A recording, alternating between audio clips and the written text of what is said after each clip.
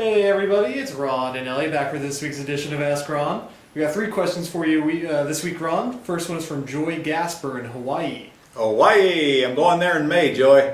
Her question says, does the warranty deed transfer the property even if there is a $0 consideration?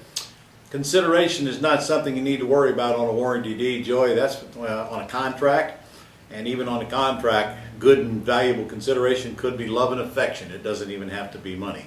So yes, in fact, there's quite a bit of properties, and you'll see them all over the country where the warranty deed says, where it says consideration, it says good and valuable consideration. That's all it says.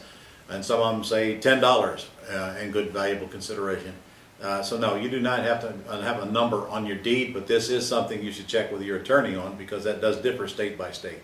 Okay, our second question this week comes from Chad Jenkinson in Minnesota. Hey, Chad. He says, Ron, I'm a newbie in a small town just starting out. Should I start looking for leads in my small community or explore out and look in neighboring large cities? Yes. The answer is yes, Chad.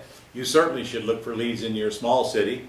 Good thing about those super small cities is that when you get started in there, you pretty much control the whole city because you're probably the only dominant force in the whole city. Pretty soon you could become the place to go to if you want to sell your house. But if you don't get enough action that way, then I would certainly go to the largest city closest by me and work that as well. When you learn how to do most of the work on the telephone, you only need to visit the house once. And if you got very far to go, like if you got to drive more than an hour to get to the house, then I would certainly develop boots on the ground there.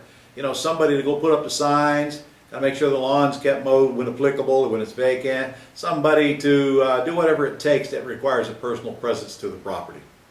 Okay, our last question this week, Ron, comes from Cecilia Lance in California. Cecilia. It's a bit of a doozy, so bear with me, everybody. She says, I did a lease option with rent credits on a property that was upside down. Originally, my tenant wanted seller financing and is now exercising the option, but they have been approved for an FHA loan instead. I owe $117,000 on an adjustable rate mortgage that adjusts yearly. Comps are for $120,000. Right. The tenant has rent credits and upfront option payments totaling $13,500. I need $131,000 to break even. I figured the premium on the price I could get with the lease option would get me out of the deal with little or no money at closing. I am learning FHA can be tough with their appraisals and require fixing before approval. There's a good chance the HVAC won't pass.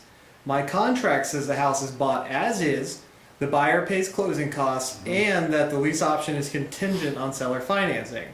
Now, another investor told me that FHA will not allow the price I need to break even if unsupported by comps, that I can't limit a buyer to owner finance in my contract, and that I will have to pay a chunk of closing costs.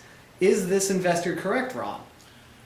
Golly. Next time send me a long question, Cecilia. Okay, let me recite this as I heard it. If I heard right, you have a $117,000 loan balance. You sold the property for $131,500, I believe. You've got how much? $11,000 or $12,000 of the seller's money, which means the seller owes you just about what you owe out, but you're afraid that it won't pass inspection. And you're probably right because FHA will have the house appraised and anything that it needs done. Now the FHAC will probably not stop the loan as long as it's working when the appraiser gets there. However, there are other things that would, like any rotten wood on the place, whatever. If they cite this thing that these repairs have to be done before you close, that actually is your buyer's problem since they bought it as is. So it will be up to them to go get these things fixed so that FHA will approve the loan. And if they can't, then they're going to have to put off the closing until they can, unless you want to come up with the money to get it done yourself. It also sounds like you're going to be a little short because of the money you've taken down and the rent credits that you've given them. Sounds like there's not going to be enough money to come to the table to pay off the underlying loan. And in that case, somebody's got to come to the table with it, but remember, it's the buyer that's at risk here, not really you. You sold it for X price. You didn't guarantee what it would appraise for. You sold it as is. So these problems are all incumbent upon the buyer, with the exception that I know you want to get out of that loan if possible. There's also always the possibility of a short sale.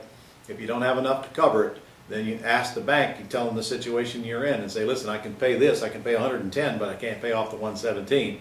And they will probably take it because they're getting cashed out. As to the owner financing thing, I have no idea what you're talking about. You sold it on the lease purchase. I don't know where owner financing comes into the picture here, but it sounds like worst case you might have to sell it to them with owner financing, and if that's what your agreement says, then so be it. Then it really doesn't matter, because if there's an adjustable rate underneath, I'm going to obviously make sure that their payment goes up if that payment goes up. So, long answer to a long question, and most of our listeners are already asleep, so I hope that helps you. Any more, Elliot? That's all we got this week. Okay, Ron. guys. I'll see you next week. Go buy some houses.